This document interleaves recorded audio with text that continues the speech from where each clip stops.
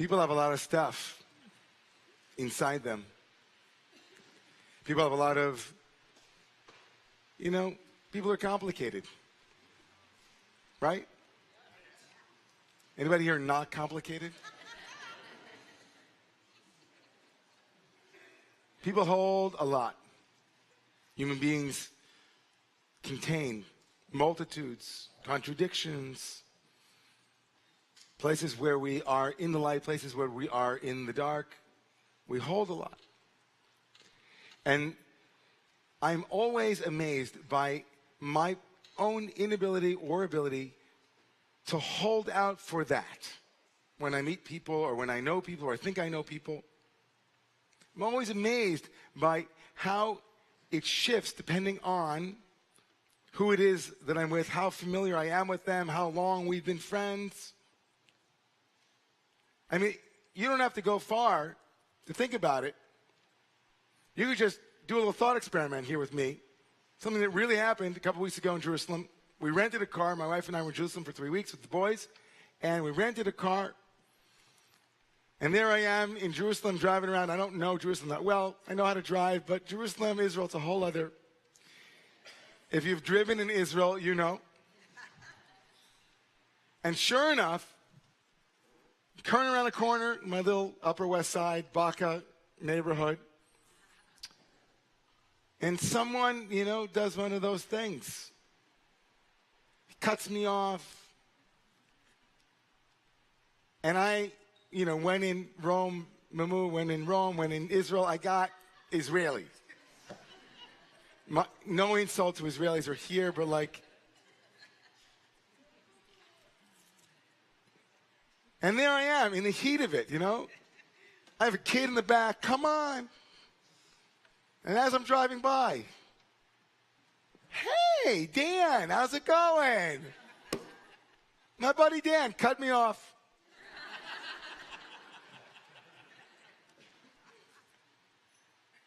It's always a deep existential crisis when something like that happens. What happened to the anger? What happened to the rage? What happened to the indignant and the justified?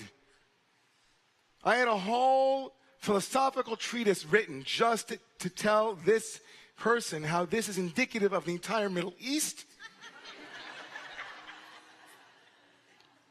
It's a cultural meme that has spread everywhere. He didn't want to be taken advantage, let me go first, so then he went and everything. And then it was, oh, hi. I haven't seen you in forever. Let's get a drink. Great. See you later. How was it that the totality of the person, before I knew them, there was no totality. It was only that person who just caused me displeasure, who just caused me pain, who scared me. And within a millisecond, the familiarity of the holistic ground upon which the foreground of this criminal activity had appeared, somehow, holistically, that knowing gave them and gave me a willingness to see them against a much broader canvas. Just like that. And if you think about it, it's hard to think, it's hard to remember to do that even when we become familiar with someone.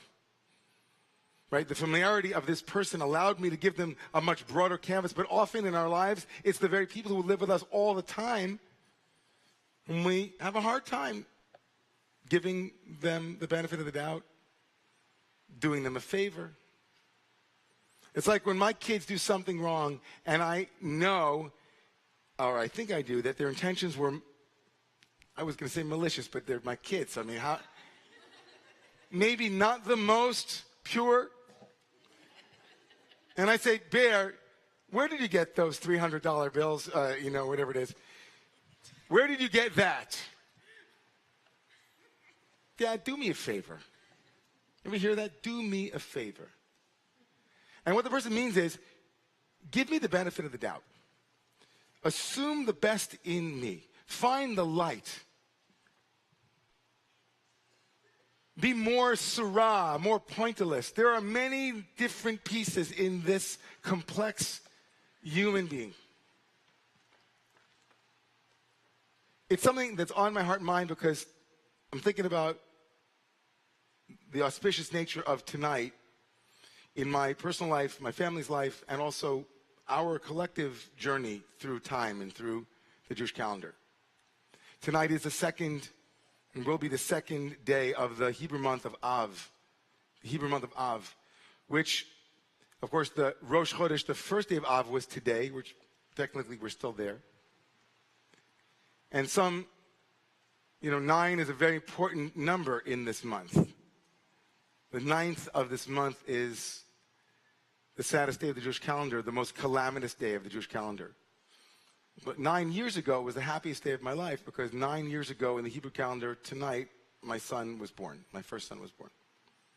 I became a father tonight, 9 years ago.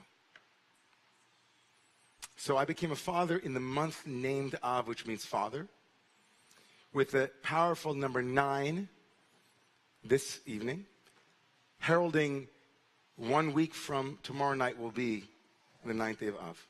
It's really 1 week from tonight, but we postponed it because it's Shabbat. The number 9 in the mystical tradition is very powerful. We're told that the first time the letter Tet, which is the letter of 9, appears in the Torah is in the word good. And God saw the light and it was good. Vayar Elohim et ha'or ki tov. For it was tov. The word tov means good. The first time the letter Tet appears, and the letter Tet has the numerical value of 9. The first time the letter of 9, the 9th element, came into the world was around the good proclamation of light. And the funny thing about the letter is that it is shaped as an open vessel with part of it bent inside. And the mystics of our tradition say, Marav tuvcha asher tzafanta l're'echa. How great is the light that you have hidden deep within. That the number 9, the letter expresses a truth about light, which is it is often looking this way and receiving, but also deeply tzafun, hidden in, like that tat asana, like that, pointing into the heart. That there's something about this month that begs us to find the light in dark places, that begs us to look deeply into the individual and into the collective and raise it up and raise up the light and say, look at this goodness, even if I thought for a moment that you were about to crash my car. What would a society look like that did each other a favor by seeing us in our goodness, by working through the obstacles and the externalities? Now, we live in a time, obviously, each and every one, I'm not saying here that we shouldn't judge, and we need to judge, especially now, and make discerning judgments and live with those judgments. I'm absolutely clear that this isn't a time to give people a pass on injustice. But I'm afraid, and I'm speaking from the heart, I'm afraid to live in a world where we become infected with looking at each other and not seeing the light. With looking at each other and adding what happens to the mind and the heart that is constantly being critical of seeing what isn't right, what is wrong in, and what are wrong about. I can see its corrosive effects on me. I can see its corrosive effects on everyone around me. And I echo the sentiment of the great Rav Kook, who wrote so powerfully that pointing fingers at sickness will not bring strength and life, and that the purest individuals do not complain about evil, but instead increase righteousness. They do not complain about atheism in his terms or a lack of hope for him, but instead increase faith. They do not complain about ignorance, but instead increase wisdom. And then this line, they do not complain about the dark, but increase the light. Do me a favor. As if each and every moment, each and every individual who stands before us is asking us to say, do me a favor. See me as if I were a fuller picture than this moment of smallness that may appear to be small in this moment. This quality in our tradition is called being dan lekaf zchut. To judge people favorably is as if they were standing before us with a scale, and everything in the scale was tipped towards the guilt, and we look at them and say, oh no, let me give you some merit. Let me read you in a good light. Giving someone merit, doing them a favor. Being dan lekaf zchut. The great Rebbe Nachman of Breslev, who was maybe the craziest and most interesting Hasidic master, said, Tzarich kol adam lechapes ulevakesh et hatov, afilu b'rasha gamur. Even in the most evil person, Rebbe Nachman said, we should try to find a point of light. It's a good practice. I don't know about really big evil people. I don't know if I can agree. But we can start small, like tonight. We can see tonight at dinner, when we walk outside, whether or not we can do ourselves and others a favor by reading them in some more well-lit way. We're entering into the 9 days, which are the 9 most intense days of the Jewish calendar. It is intensely focused on destruction and rupture, on what went wrong. And one of the teachings from the Talmud is that the reason that the temples were destroyed was for baseless hatred. Sinat chinam. And the same Rav Kook said, if the world was destroyed because of baseless hatred, it will be rebuilt by baseless love. Baseless love. Ahavat chinam.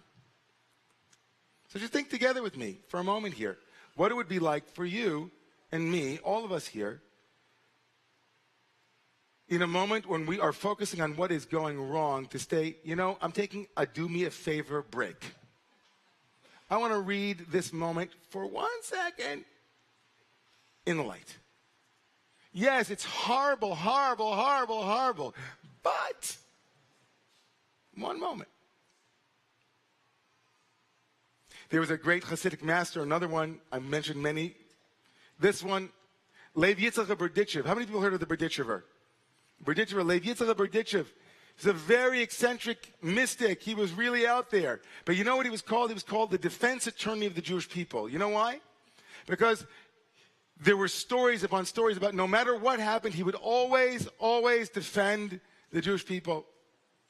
It didn't matter what was happening in the world. It didn't matter what was happening in Berditchev. He always said something positive. So here's a story about him. Some of you might know this story. Crazy story. True story, maybe. The Berditchever was walking through the streets of Berditchev on one Shabbat afternoon. And he came across a guy who was just standing in the street smoking. So the Berditchever walked over to him. You can imagine, I don't know, maybe make a caricature of what he would look like. He'd be like, and he sidled up next to him and he said, my man, perchance you do not know that it is the Sabbath? This is in Berditchev. There was nobody in Berditchev that didn't know it was the Sabbath. He said, no, great and holy rabbi, I know that it's the Sabbath. So the Berditchever said, oh, sure, of course you do. Maybe you didn't know that it was prohibited to smoke on Shabbat.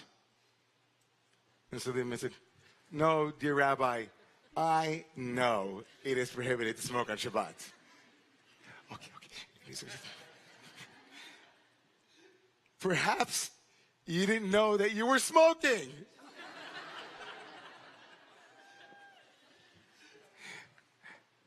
My dear man, I knew that I was smoking. Yes, I know it's Shabbat. I know I'm not supposed to smoke on Shabbat, and I'm smoking. At which point the story says that the Berditchever turned to heaven and said, Master of the world, you see me, Ka'amcha Yisrael, who is like your people Israel. I gave him every opportunity to lie, and he refused to lie. That kind of dedication to truth is only in the Olam HaEmes, only in the world of truth. What a truthful man. Wow. Talk about being dan lekav zchut and judging people favorably. That's a high bar. But maybe we can start small tonight with the people who are at our table, or some of the people that we speak about tonight at Shabbat meal. We might not know all of their motivations. We might not know that it was Dan in the car whose father and mother, and I know them, and I know him. Maybe we can see them in a broader perspective. Pirkei Avos, the ethics of our teachers, ethics of the fathers, of those who came before us, of the elders. There's a well-known aphorism.